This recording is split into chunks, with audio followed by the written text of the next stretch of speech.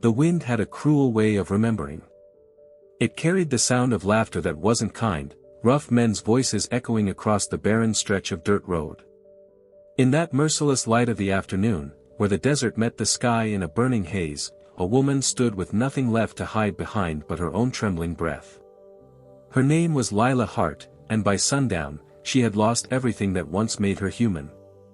The Grayson brothers, Wade and Rook, stood a few yards away, their boots grinding into the dust as if to mark ownership of the ground itself. They'd taken her home, her livestock, and now they'd taken her dignity. Their laughter was sharp, hollow, like tin on stone. "Consider this a lesson," Wade spat. "You never belonged to him. You belonged to us." Lila didn't answer.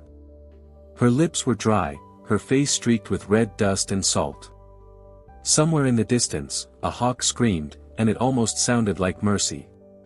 Then the sound of hooves cut through the stillness. Slow. Heavy. Measured. A lone rider appeared on the horizon, framed by the heat shimmer, a broad-shouldered man wearing a weather-beaten duster and a hat pulled low enough to shade eyes that had seen too much of this world. The Graysons turned, already reaching for their belts, but the man didn't reach for his gun. He simply looked at them. Zane Colter. The name carried weight in those parts, not from fear, but from something harder to earn, respect. Folks said he lived alone out near Copper Valley, where the land turned from red clay to stone, and no one bothered him. He was a man carved by silence and survival. He stopped a few feet from Lila, his horse breathing hard in the heat. His gaze took in the scene, her bare feet on the scorched dirt, the torn hem of her dress clinging to her knees, the Grayson boys smirking like they'd just won a war. He spoke once. His voice was low, steady, the kind of voice that didn't need to be raised to be heard. "You're coming with me." Not a question. Not an offer. A verdict. Wade Grayson sneered. "She's property, Colter. Ain't your concern."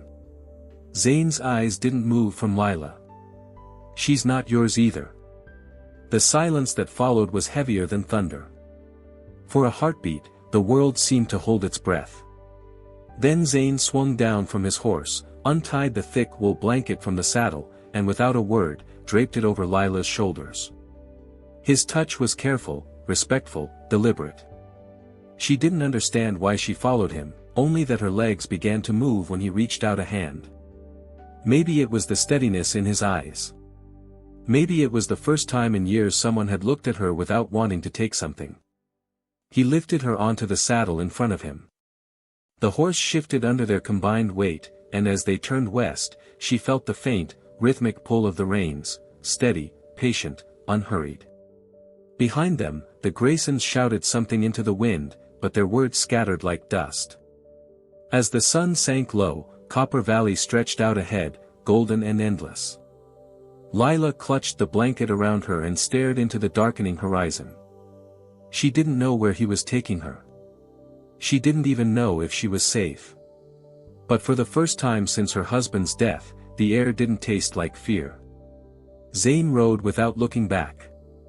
The land swallowed the past behind them, one hoofbeat at a time.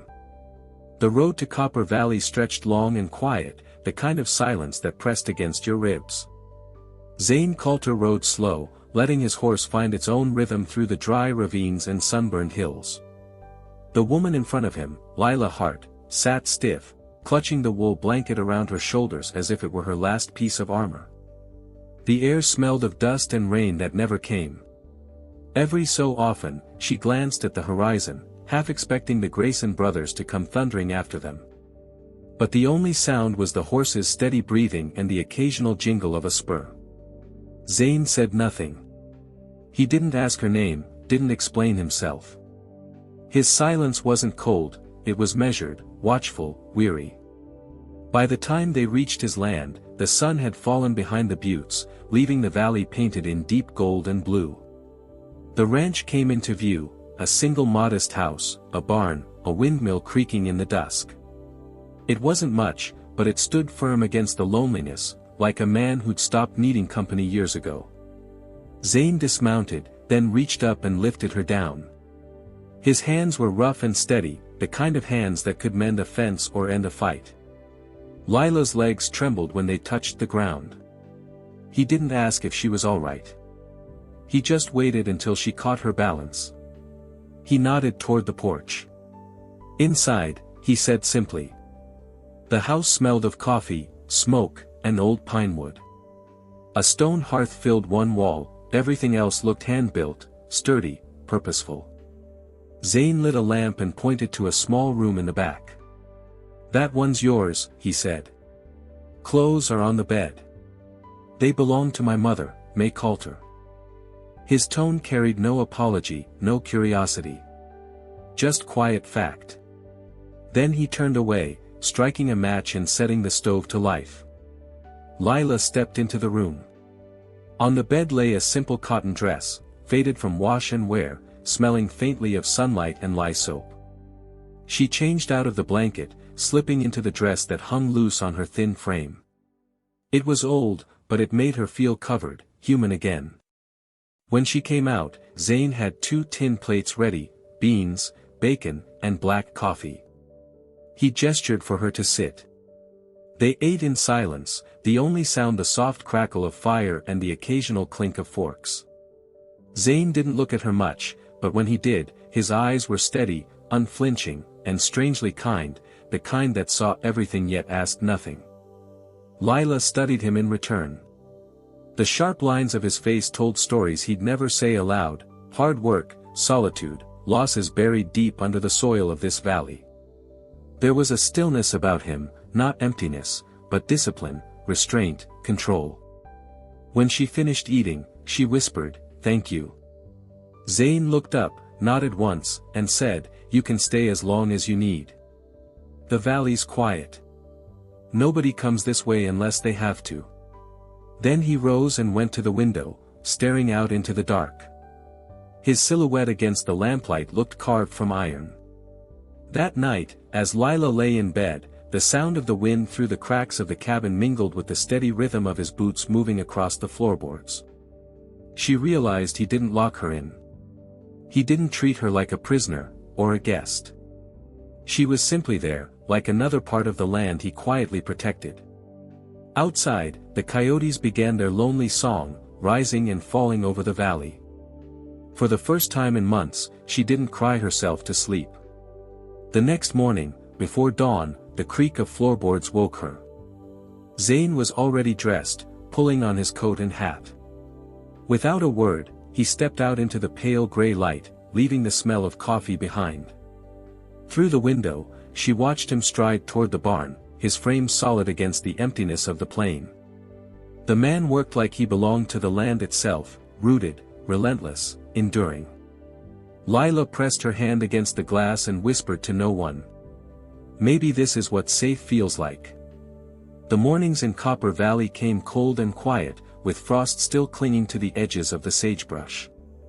Lila Hart woke to the sound of a rooster crowing and the distant rhythm of hammer strikes, Zane Colter already at work. It had been nearly a week since he'd brought her here, yet each dawn still felt unreal, as if the peace of this valley might shatter if she breathed too loud. Zane worked from sunrise to dusk. He patched fences, hauled feed, mended the barn roof, all with the same methodical calm, a man built from routine and resilience. He rarely spoke, but his silence didn't carry judgment, it carried a strange kind of comfort. Lila stayed inside most days, sweeping the floors, folding the few shirts she found in a chest, tending to the small fire. It wasn't her home, but it was shelter. The walls creaked with wind and memory, but they were safe walls, not cruel ones.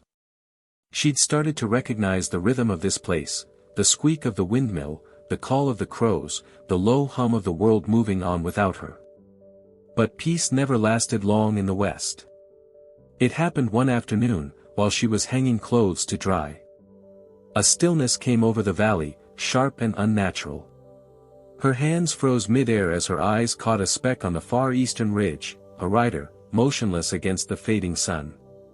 Too far to see the face, but close enough that her stomach dropped.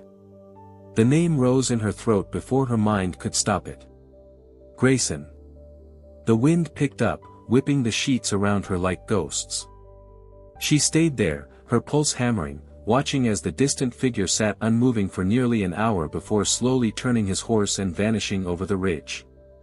When Zane came in at dusk, dust on his boots and hay in his sleeves, he didn't have to ask. One look at her face told him everything. "There was someone," she said softly. "On the ridge." Zane's jaw tightened. He didn't ask who. He didn't curse or reach for the door. Instead, he went to the cupboard, pulled out a long strip of oilcloth, and laid it across the table. Then, under the warm hiss of the lantern, he began to take apart his rifle. Piece by piece. Slow. Measured. Controlled. The room filled with the smell of oil and metal. His hands moved with quiet certainty, the kind of motion that came from years of survival, not violence. Lila sat near the hearth, the lamplight catching the edge of her hair. She wanted to speak, to ask if they were safe, but words felt fragile in that heavy air. The only sound was the click and slide of polished steel. Finally, she whispered, "You think they'll come back?"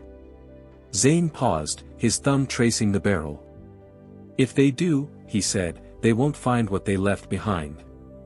That was all. No threats. No promises. Just truth, plain and solid. That night, Lila couldn't sleep. Every creak in the floorboards, every sigh of wind through the eaves felt like footsteps. She rose and went to the small window overlooking the ridge. The moonlight painted the land silver, stretching the shadows of the cottonwoods across the yard.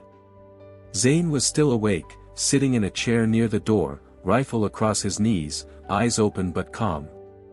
He didn't look like a man waiting for a fight, he looked like one ready to defend what little peace he had left. For the first time, she understood something about him. His silence wasn't emptiness, it was armor. The world had taken enough from him, just as it had from her. When dawn came, the ridge stood empty again, the valley bathed in light and dew. The threat had vanished into the horizon, but the message remained, the past was still out there, circling, waiting for its moment. Lila stepped outside, her bare feet sinking into the cool earth. She looked toward the ridge, where the first rays of sun bled over the rocks, and whispered. "Not again. Not this time." Behind her, the sound of boots on the porch made her turn. Zane stood there, coffee in hand, watching her with that steady, unreadable calm. He didn't ask what she was thinking. He didn't have to. The silence between them wasn't fear anymore, it was an unspoken vow. The wind came first, a low, restless moan that rolled down from the northern cliffs like a warning. Zane Colter could feel it in his bones long before the clouds gathered. Storms in Copper Valley didn't come often, but when they did, they came with teeth.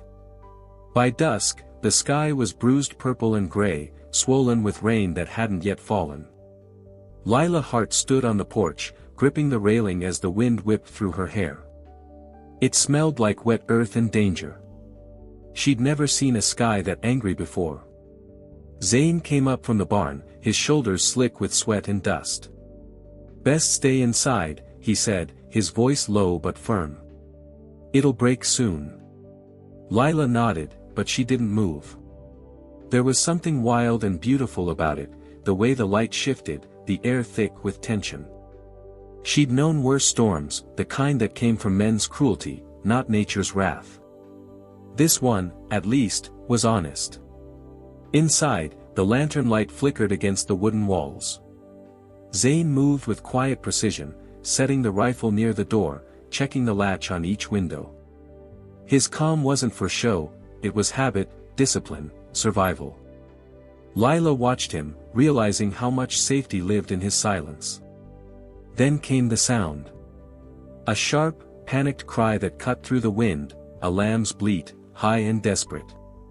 Zane's head snapped up. "The birthing pen," he muttered, already pulling on his coat. Without thinking, Lila grabbed the lantern and followed him out into the storm.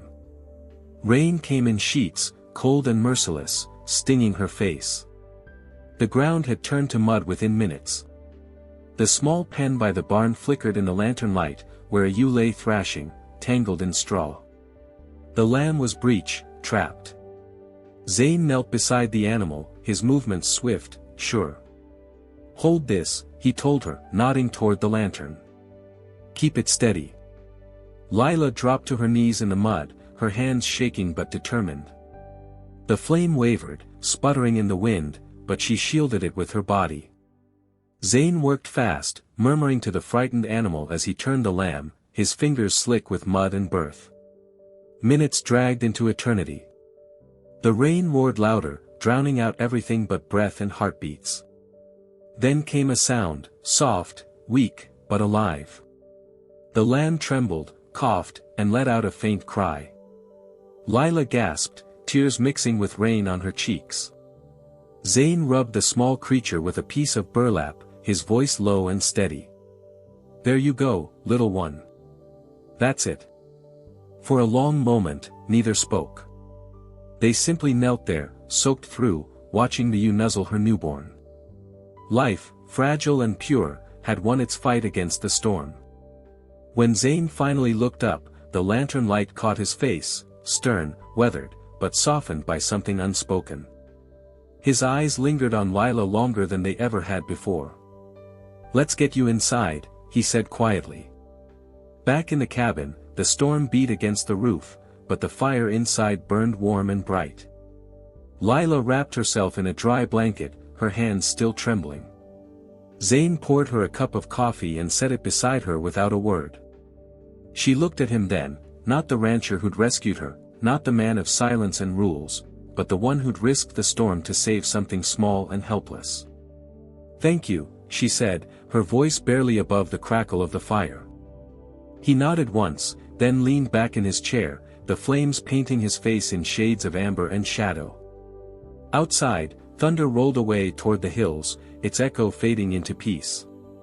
In that quiet, Lila realized she wasn't afraid anymore. The fear that had clung to her since the day she met him had broken with the storm. What replaced it was something steadier, trust, faint but real, like the first star after lightning. The storm left Copper Valley washed clean. The hills shimmered with dew and sunlight, the air carrying the smell of sage and wet earth. It was the kind of morning that made the world feel new again, though neither Zane Colter nor Lila Hart would have dared to say so out loud. Zane was already out before sunrise, checking fences and feeding the horses, his hat low against the glare. The man moved with that same steady, deliberate rhythm, like the land itself. Lila watched from the porch, a mug of coffee warming her hands. Every time he crossed the yard, the wind tugged at his coat, and she couldn't help but notice the quiet strength in his movements, the kind of strength that didn't demand to be seen. Inside, the cabin glowed with calm. The storm had broken something between them, not the distance, but the fear inside it. They'd faced the night together, and somehow that had changed the way silence felt. Lila began tending to the small vegetable patch behind the house. The earth was soft from the rain, dark and forgiving. She knelt, sleeves rolled up, fingers deep in the soil. Each weed she pulled, each sprout she set right, felt like reclaiming a piece of herself. When Zane came back around noon, he paused by the garden fence. She looked up, brushing a strand of hair from her cheek, and for the first time in weeks, she smiled, a small, honest smile that reached her eyes. He tipped his hat slightly. "Didn't think anything would grow back there. Guess it just needed a little care," she said. He nodded, the corner of his mouth twitching.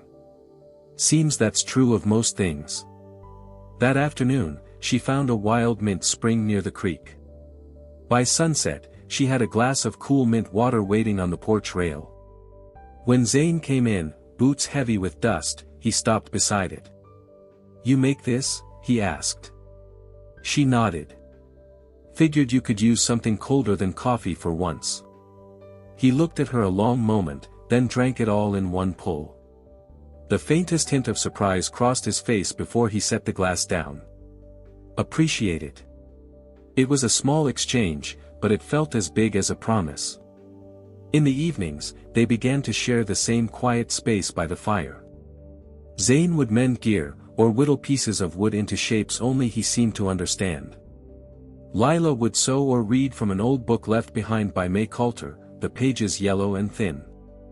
They rarely spoke, but the silence no longer weighed heavy, it rested between them like a warm blanket.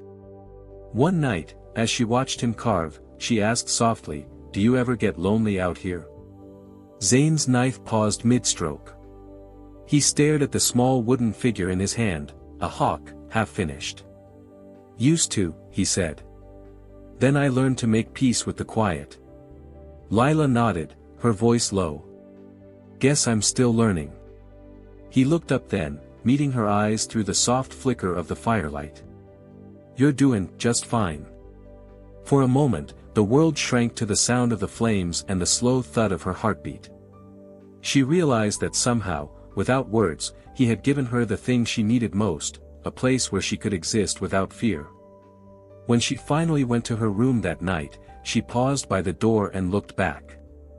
Zane was still there, carving under the glow of the lamp, his face calm, steady as the valley itself. Outside, the crickets began to sing, the kind of song that made the darkness feel less lonely. Lila smiled faintly before closing the door. And for the first time in years, she slept without dreaming of the past. The air turned cooler as summer began to fade from Copper Valley. Nights came earlier now, settling soft and blue over the land. Lila Hart had started lighting the lamp before dusk, the golden glow spilling from the cabin windows like a quiet heartbeat. It had been weeks since the storm, and though peace lingered, it carried a fragile edge, like calm water that hid a strong current beneath. Lila could feel it in her chest sometimes, that slow, heavy ache of memory refusing to stay buried. That night, as wind rustled through the cottonwoods, she sat by the fire sewing a tear in Zane Colter's work shirt. He was at the table, cleaning his revolver by lamplight, an old habit he didn't seem willing to break. The rhythm of metal on cloth filled the silence between them. When she finished stitching, she folded the shirt and said quietly, "Zane, I need to tell you something." He didn't look up right away. "You don't owe me anything." "I know," she said. "But I can't keep carrying it alone." The fire popped softly as she drew a slow breath, her fingers tightening around the fabric. "My husband's name was Ethan Hart. He was kind, too kind for his own good. The Graysons took advantage of that. Said they'd help us keep the land when times got rough, but it was a lie. When Ethan got sick, they stopped coming around. And when he died," her voice cracked, and she looked into the flames. "They came to collect what they claimed was owed. The farm. The cattle. Even me." Zane set the gun down, his expression unreadable but his eyes dark with restrained anger. "They said the papers gave them right to everything, that I was part of the property. I tried to fight it, but there's no fighting men like Judge Grayson when he holds the law in his fist." She swallowed hard, forcing herself to continue. "When they dragged me off that land, I thought I'd die of shame before the sun set. But then, you came along." Zane leaned back, jaw clenched. His voice was low when he spoke. "You don't have to thank me for that." "I'm not," she said, shaking her head. "I just need you to understand what kind of people they are. They don't forgive. They don't forget." For a long moment, the only sound was the fire breathing softly in the hearth. Zane's eyes drifted toward the window, where the night pressed close against the glass. "Then I reckon they'll come again," he said finally. Lila met his gaze. "They will." He nodded slowly, the quiet conviction of a man who'd already decided what came next. "Let 'em. They won't find the same woman they left in the dirt." His words carried no bravado, just resolve, solid, weathered, and immovable. She smiled faintly, though tears shimmered in her eyes. "You really think they'll leave us be?" Zane looked back at her then, his eyes softened by something almost gentle. "No, ma'am. I don't. But I think we've both been through worse." The firelight flickered, painting his face in bronze and shadow. In that glow, Lila saw not just the man who'd saved her, but the one who understood what it meant to lose everything and still choose to stand tall. Outside, a coyote howled from somewhere in the distance, its cry echoing across the empty valley. Lila folded her hands in her lap, the fabric of his shirt still warm from her touch. "Then we'll be ready," she whispered. Zane gave a single nod. "We'll be ready." And in that moment, the quiet between them changed again. It wasn't fragile or fearful, it was the calm before a reckoning, the kind only people who've already seen hell can share. The wind that morning carried a different kind of chill, sharp, biting, and full of warning. Zane Colter knew at the moment he stepped outside. The horizon had that strange stillness that always came before trouble. By noon, the air in Copper Valley was heavy and tense. Even the animals seemed to feel it, the horses pawed the ground, restless, and the dogs barked without reason. Lila Hart was out by the garden, her hands in the dirt, when she saw Zane standing still at the fence line, staring toward the east. "What is it?" she asked, her voice cautious. He didn't answer. His eyes narrowed against the glare, fixed on 3 distant figures cresting the ridge, riders.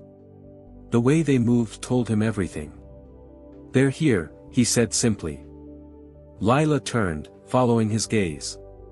Her heart sank when she saw the silhouettes, 3 men on horseback, sunlight flashing off the barrel of a rifle. Even from that distance, she recognized them. Wade Grayson. Rook Grayson.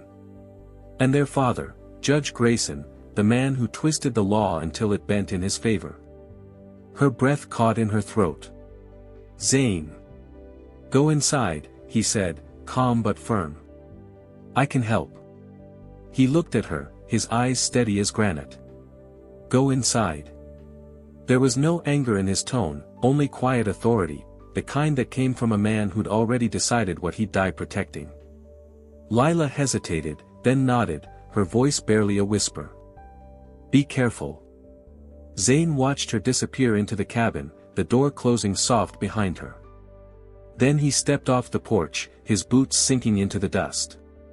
The Graysons were close now, their horses kicking up clouds as they entered the yard. Judge Grayson rode in front, tall and stiff in his saddle, his silver hair glowing in the sunlight like a crown he didn't deserve. His sons flanked him, both smirking. "Afternoon, Colter," the judge called. His voice had that same smug tone Zane had heard in every man who thought money made him untouchable. "We've come for what belongs to us." Zane stood unmoving. "You don't belong on my land." The old man sneered. "That woman, Lila Hart, is Grayson property. She was married into this family, and by law, she's ours to claim." "She's no one's property," Zane said evenly. Rook dismounted, spitting in the dirt. "You talk big for a man hiding behind a stolen woman." Zane didn't move, but his eyes hardened, that cold western fire burning beneath the calm. "Mount back up. Leave while you still can." Wade laughed. "Or what? You gonna shoot us, Colter? Ain't no law out here protectin' you." "I don't need the law," Zane said. Rook took a step forward, hand hovering near his belt. "We'll see about that." It happened in a blink. Rook lunged, and Zane met him halfway, a blur of motion, a single strike, fast and clean. Rook hit the ground hard, choking on dust, blood spilling from his lip. Wade reached for his pistol, but Judge Grayson barked, "Enough." Zane didn't reach for his gun. He didn't have to. The authority in his stance was stronger than any weapon. "Take your boy and go," he said quietly. "You cross this line again, I won't be as patient." Judge Grayson glared, fury twisting his face. For a moment, it looked like he might push it, but then thunder cracked across the sky. The first drops of rain fell, hissing against the dirt. The old man pulled his reins tight. "This ain't over, Colter." "Never is," Zane said, voice steady as the coming storm. The Graysons turned their horses and rode off, their shapes swallowed by the curtain of rain. When Zane finally turned back to the cabin, Lila was standing in the doorway, her eyes wide, her hands gripping the frame. "They're gone," he said. She stepped toward him, her voice trembling. "For now." Zane looked past her, toward the hills where thunder rolled and lightning split the clouds. "Yeah," he said quietly. "For now." The rain came harder, washing away the tracks in the dirt, but not the memory of what had passed. For the first time, Lila realized the fight wasn't just for survival, it was for something bigger. Home. Freedom. Dignity. And standing there in the downpour, Zane Colter looked like a man who would defend all three until the last light left his eyes. The rain lasted through the night, hammering against the roof of the Colter ranch until the sound became something close to music. Lila Hart woke before dawn to the smell of coffee and wet earth, the storm's echo still rolling faintly through the canyons. When she looked outside, Copper Valley shimmered beneath a thin blanket of mist. The world felt scrubbed clean, raw, quiet, reborn. Zane Colter was already outside, hat pulled low, boots deep in the mud as he checked the fence line. The fight from the day before still lingered in her mind, the way he'd faced the Graysons without flinching, without hate, just the solid certainty of a man defending what mattered. That image would never leave her. When he came back to the porch, his coat dripping rainwater, she handed him a towel. "You should rest," she said softly.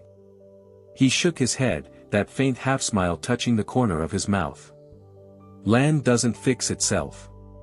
She wanted to argue, but instead she laughed, quiet, genuine, like something that had been locked away for too long. The sound surprised them both.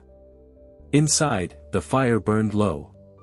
The cabin smelled of coffee, cedar, and something sweet, safety, maybe. Lila poured him a cup, her hands steady now. The storm outside had passed, but the one inside her had quieted, too. For the first time in years, she wasn't just surviving. She was living. Later that morning, she walked to the barn. The sky was open and wide again, streaked with white clouds that looked like brushstrokes. The world after rain always reminded her that things could start over. The lamb they'd saved weeks before bleated softly in its pen, healthy and strong. She crouched beside it, brushing her fingers across its wool.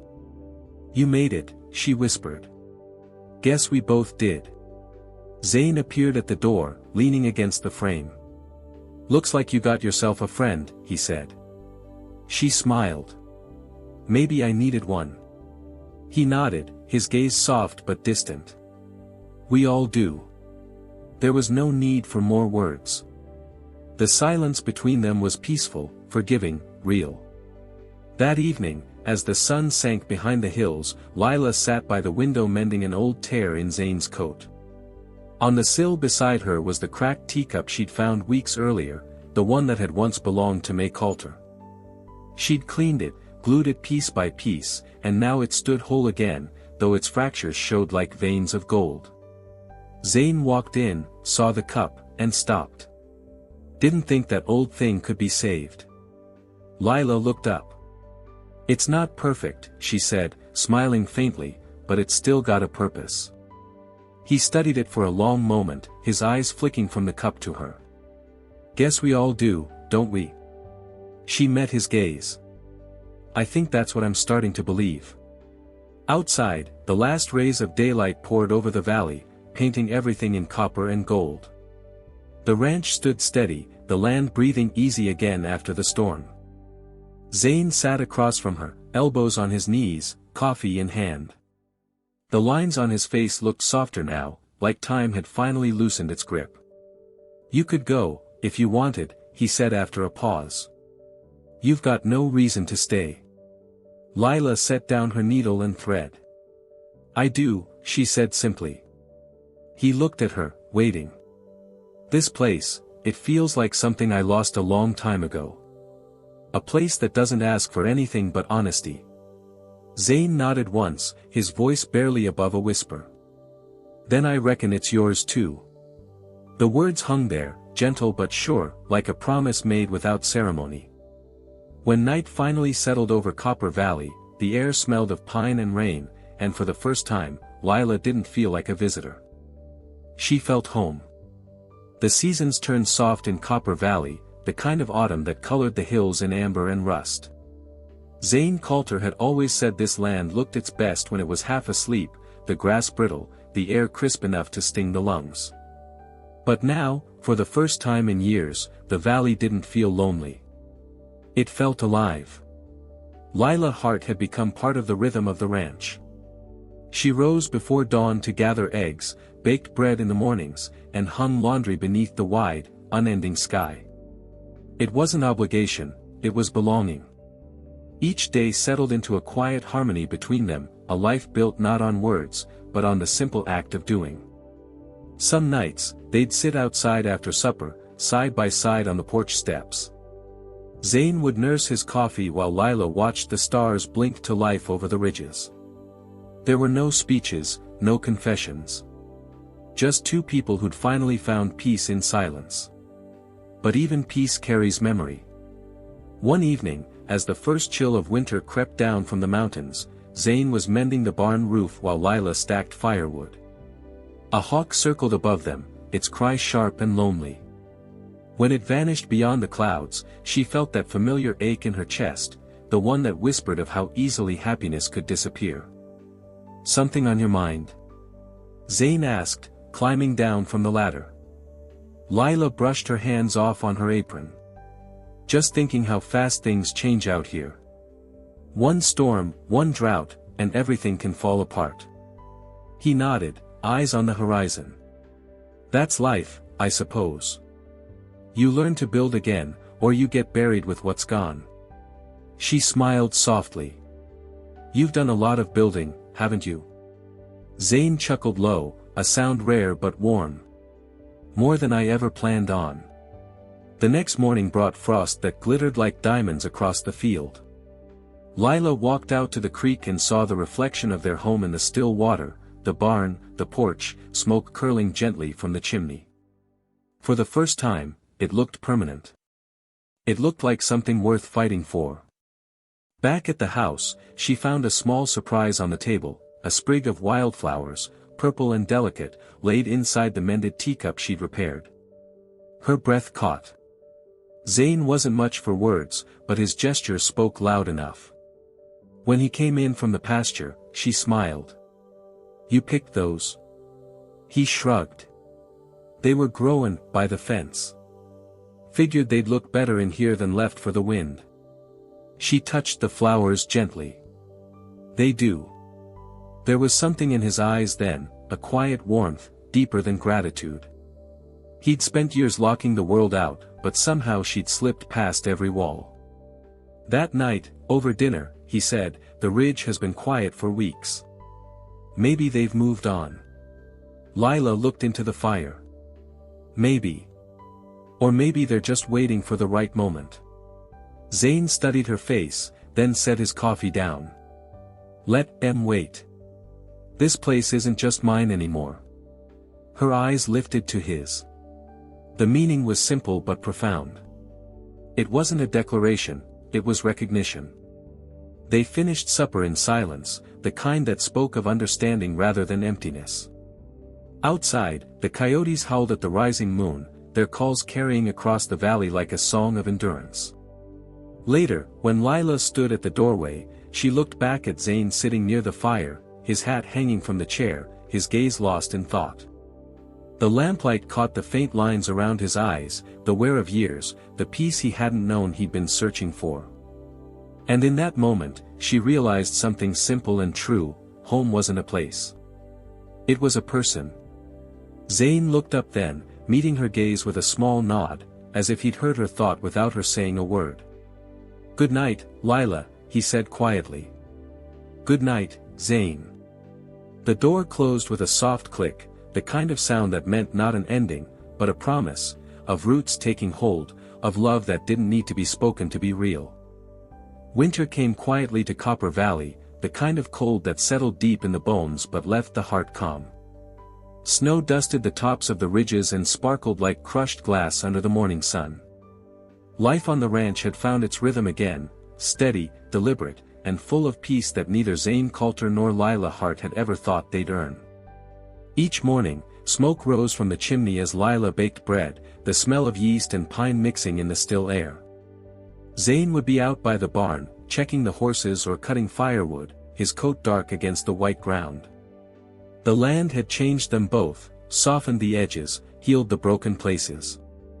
Yet some mornings, when the sky stretched wide and empty, Lila caught him looking toward the eastern ridge.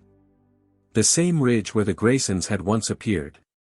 "You still expect trouble?" she asked one day, handing him a mug of coffee.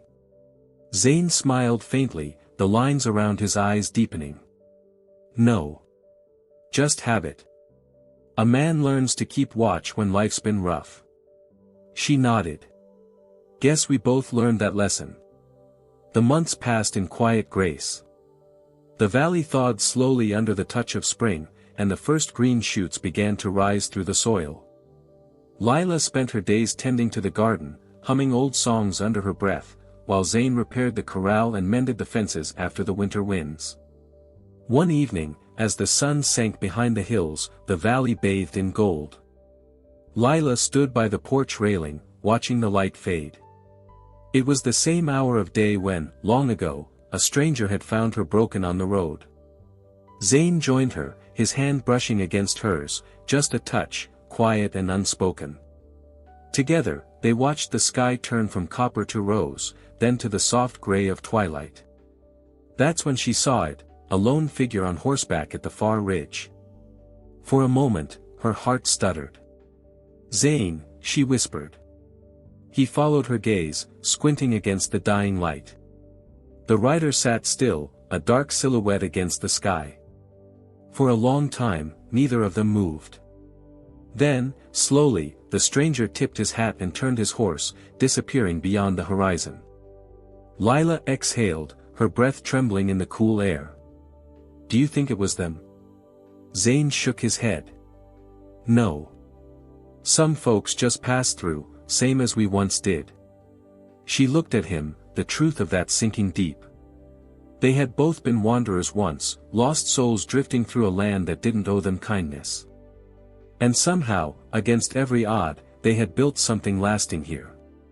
Later that night, the firelight flickered across the cabin walls.